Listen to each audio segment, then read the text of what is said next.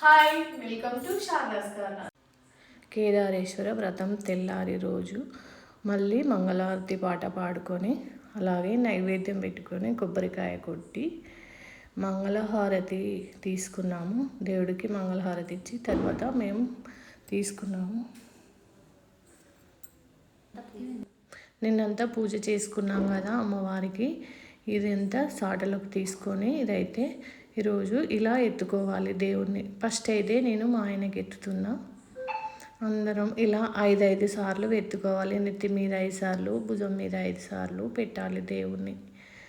ఇలా అందరము మా ఆయన తర్వాత నేను తర్వాత మా అమ్మాయి అందరూ ఓలేనుకోవాలి, మా తోటి కోడలు అందరికీ ఇంకా నేనైతే దేవుణ్ణి ఎత్తాను. చూడండి ఇలా జరిగిపోయింది మా దీవాళి. అయితే చాలా హ్యాపీగా జరుపుకున్నాం. మీ దీవాళి కూడా ఇలానే జరుపుకున్నారా? కేదారేశ్వరి వ్రతం అంటే ఎంతమందికి తెలుసు? మేమైతే మామూలుగా దివాళీ లక్ష్మీ పూజ చేసుకుంటారు కదా, మేమైతే ఇలా వ్రతం చేసుకుంటాము. 3 days చాలా పని ఉంటుంది, అందరం కలుస్తాము, హడావిడిగా ఉంటుంది, చాలా ఎంజాయ్ చేస్తూ అసలు టైమే తెలియదు మాకు. ఈ 3 రోజులైతే చాలా హ్యాపీగా అనిపించింది. అందరం కలిసి చేసుకున్నాము ఈ వ్రతం. అయితే మేము మా మరిది వాళ్ళు 2 ఫ్యామిలీస్ కలిసి చేసుకుంటాము.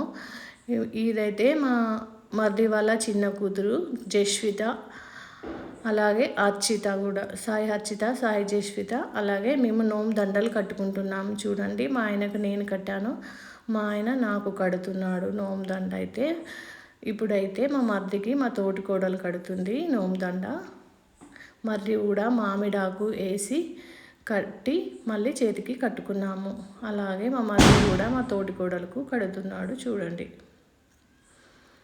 ఇప్పుడు మా పిల్లలు కూడా ఒకరికొకరు కట్టుకుంటున్నారు, అక్క చెల్లెళ్ళు. మా అమ్మాయికి అయితే మా అర్చిత కడుతుంది, సాయి అర్చిత, మా మరిది వాళ్ళ పాప. అలాగే మా అమ్మాయి కూడా అర్చితకు కట్టింది. అలాగే జస్వితకు కూడా కడుతుంది. దండలు అయితే మేము ఇలా కట్టుకొని అలాగే ఇంకో దండకు దూది కట్టుకొని ఇలా పుస్తలకు కట్టుకోవాలి. చూడండి, ఇలా నేను మా తోటికోడలు. అలాగే వ్రతం అయిపోయినాక నెక్స్ట్ డే రోజు దేవుని ఎత్తుకున్నాం కదా, తర్వాత ఈ దండలు కూడా మెడలో వేసుకొని ఒకసారి మన మనసులో ఉన్న కోరిక కోరుకొని నోముకుండా ఉంటుంది కదా, తిరిగి మళ్ళీ దండలు అందులో పెట్టేసి ఉట్టి ఎక్కిస్తాము. మళ్ళీ సంవత్సరం దాకా కుండను కదపకుండా అలా